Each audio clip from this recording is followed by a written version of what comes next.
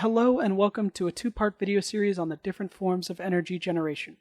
In this video, we will be talking about the different types of non-renewable energy sources that we use today, along with their pros and cons. First, let's define non-renewable resource.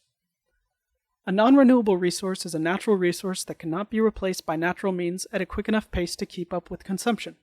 Non-renewable resources most often refer to fossil fuels such as oil, natural gas, and coal, but we will also be discussing nuclear power later in this video.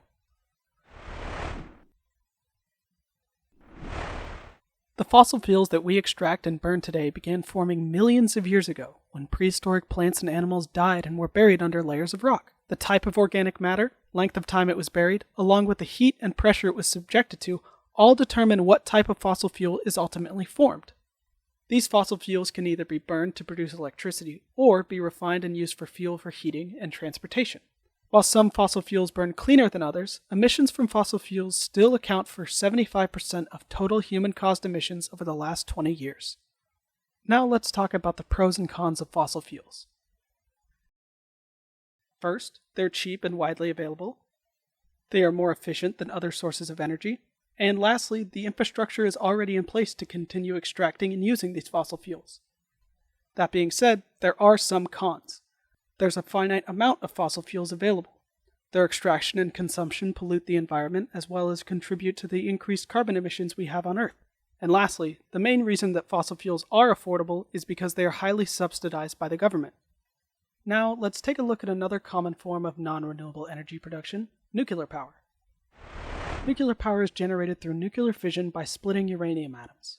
When a uranium atom is split apart, the neutrons are released from that atom collide with other uranium atoms, creating a nuclear chain reaction.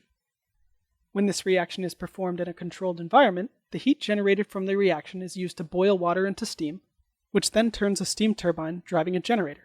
The steam is then cooled back into water using a cooling tower and reused. Like every form of energy generation, nuclear power has its pros and cons. Some of these pros include that first, nuclear power plants produce no air pollution or carbon emissions through the energy generation process. Also, that a small amount of uranium produces a large amount of energy, and the plants have low operating cost. This in turn makes energy produced by nuclear power very inexpensive. Lastly, nuclear power plants can be operated for a long time, with their average life cycle being about 40 to 60 years. As for the cons of nuclear energy, they are quite hard to handle.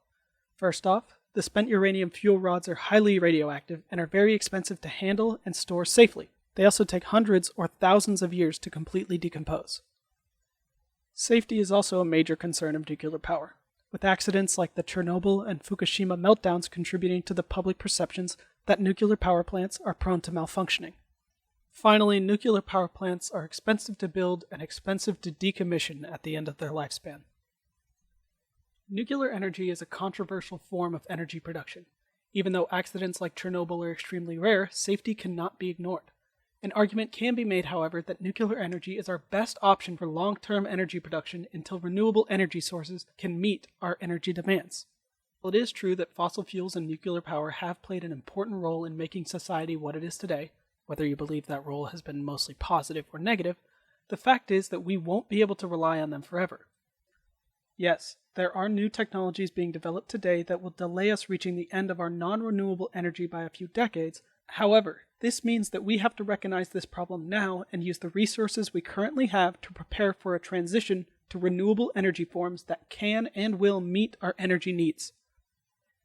In the next video in this series, we'll take a closer look at the different renewable technologies that exist today and how they compare in terms of their reliability and impact on the environment.